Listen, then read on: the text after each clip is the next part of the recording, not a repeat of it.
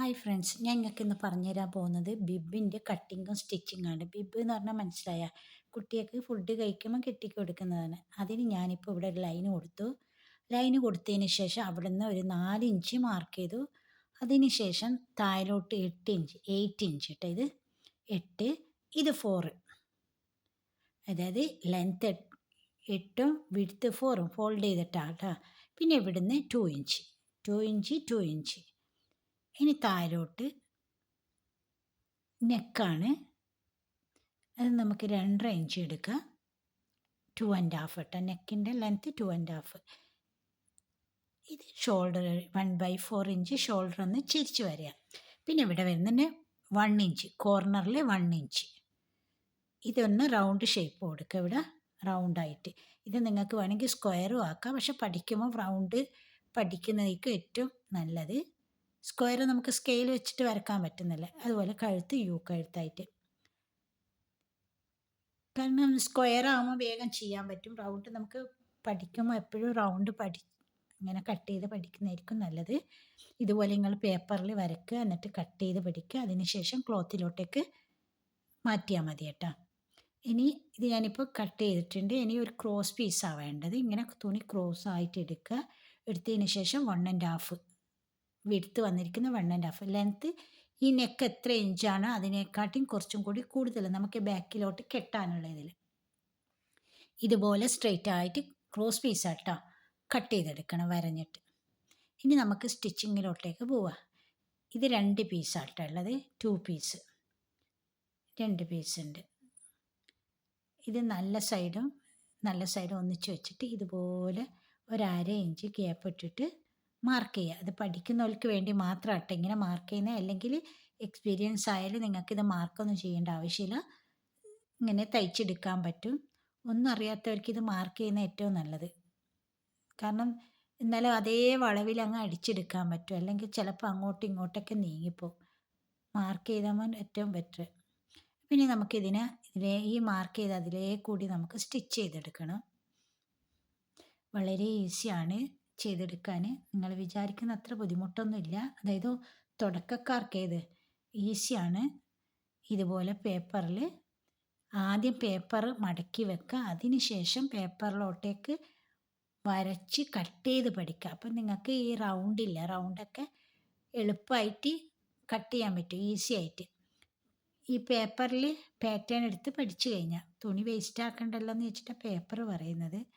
Paper എന്തായാലും വീട്ടിൽ തന്നെ ഉണ്ടാവുമല്ലോ. അപ്പോൾ ഇതുപോലെ ഞാനിപ്പോൾ വരച്ച പോലെ ഇങ്ങനെ സ്റ്റിച്ച് ചെയ്തെടുക്കണം. ഇത് വളരെ ഈസിയാണ്, ഒരു പണിയുമില്ല, അത്ര ഈസിയാണിത്. പിന്നെ ഞാൻ സ്ക്വയർ വേണമെങ്കിൽ സ്ക്വയറും ആക്കാം കേട്ടോ. ഇത് ബിബിൻ്റെ ഷേപ്പ് താഴെ. ഇത് പഠിക്കുമ്പോൾ റൗണ്ട് തന്നെ പഠിച്ചാൽ മതി, എന്നാലേ നിങ്ങൾക്ക് കൈ ബാലൻസ് കിട്ടുള്ളൂ. ഇനി ഇവിടെയൊക്കെ ചെറുതായിട്ടൊരു കട്ട് കൊടുക്കുക, ഇതുപോലെ സെയിം കട്ട്, ചെറുത് വളരെ സ്മോളായിട്ടുള്ളൊരു കട്ട്. ഇനി ഇതൊന്ന് നമുക്ക് തിരിച്ചിട്ടിട്ട് ഒന്ന് പ്രസ് ചെയ്യണം, അയൺ ചെയ്യണം. പിന്നെ കഴുത്തിൻ്റെ ഭാഗം വരുന്നില്ല, ഷോൾഡറിൻ്റെ കഴുത്തിൻ്റെ ഭാഗം വരുന്നിടത്ത് നമുക്കൊരു പെൻസിലോ സൂചിയോ എന്തെങ്കിലും വെച്ചിട്ട് അവിടെ ഇതുപോലൊരു ഇവിടെ ഇങ്ങനെ കുത്തി കൊടുക്കണം. ഇങ്ങനെ കുത്തി, അത് പോയിൻ്റ് കിട്ടാൻ വേണ്ടി, അല്ല അവിടെ അങ്ങനെ തന്നെ ഇരിക്കും. എന്നിട്ട് നമുക്ക് ഇതിനൊന്ന് അയൺ ചെയ്ത് കഴിഞ്ഞാൽ നല്ല ഫിനിഷിങ് ആവും. ഇനി വേണ്ടത് ക്രോസ് പീസ് ഞാനിതിപ്പോൾ ഡബിളായിട്ട് മടക്കിയിട്ട് അയൺ ചെയ്തിട്ടുണ്ടായിരുന്നു, ഈസി ആയിട്ട് സ്റ്റിച്ച് ചെയ്യാൻ വേണ്ടിയിട്ടാണ് അങ്ങനെ ചെയ്തത്. ഇനി ഇതിൻ്റെ നല്ല സൈഡ് ഇങ്ങനെ വെക്കുക ഇതുപോലെ. പിന്നെ ബിബിൻ്റെ രണ്ടും നല്ലതായിട്ട് തന്നെ വരാം, 2 ഭാഗം യൂസ് ചെയ്യുക കേട്ടോ. എങ്ങനെ വേണമെങ്കിലും ഇത് യൂസ് ചെയ്യുക, തിരിച്ചും മറിച്ചു, കാരണം രണ്ടും ഒരുപോലെ കിട്ടാൻ.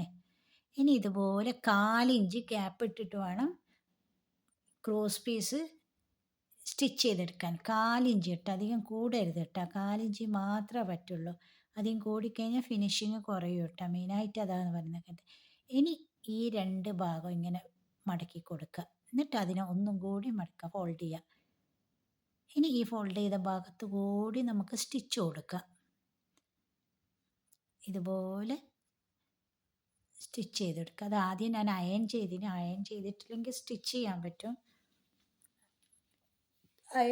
അത് വളഞ്ഞ് കിട്ടും. നല്ല ഷേപ്പിൽ കിട്ടും. അയൺ ചെയ്താൽ വളച്ച് അയൺ ചെയ്ത് കഴിഞ്ഞാൽ അത് ഞാൻ അടുത്ത വീഡിയോയിൽ ഇടാം. ക്രോസ് പീസ് വെക്കുമ്പോൾ അതെന്നോട് വിട്ടുപോയി അയൺ ചെയ്യുന്ന.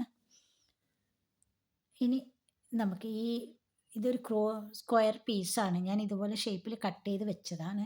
സ്ക്വയർ പീസ് എടുത്തിട്ട് ഫസ്റ്റ് ക്ലാസ്സിൽ ഞാൻ കാണിക്കുന്നുണ്ട്. സ്ക്വയർ പീസാണ് എടുത്തതും കട്ട് ചെയ്തതും എന്നുള്ളത് ആദ്യത്തെ കട്ടിങ്ങിൽ കാണിക്കുന്നുണ്ട്. ബേബി ഫ്രോക്കിൽ തന്നെ കാണിക്കുന്നുണ്ട് അത് ഇങ്ങനെ കട്ട് ചെയ്യുന്നതെന്ന്. എന്നാലും ഒന്നും കൂടി ഞാൻ ഇടാം. ഇതുപോലെ ഈ എൻഡിൽ കട്ട് ചെയ്ത് കൊടുക്കുക. ഇനി ഇതേപോലെ ഈ പീസും കൂടി സ്റ്റിച്ച് ചെയ്തെടുക്കുക. സ്റ്റിച്ച് ചെയ്തെടുത്തിട്ട് ഇതിനെ തിരിച്ചിടാം പുറത്തേക്ക്. ഞാൻ ഓൾറെഡി ഷേപ്പിൽ കട്ട് ചെയ്തത്, അല്ലെങ്കിൽ നമുക്ക് സ്റ്റിച്ച് ചെയ്തതിന് ശേഷം കട്ട് ചെയ്തെടുക്കുക. ഈ വീഡിയോ ഇഷ്ടപ്പെട്ടെങ്കിൽ സപ്പോർട്ട് ചെയ്യുക. ഫ്രണ്ട്സിനൊക്കെ ഷെയർ ചെയ്ത് കൊടുക്കുക കേട്ടോ.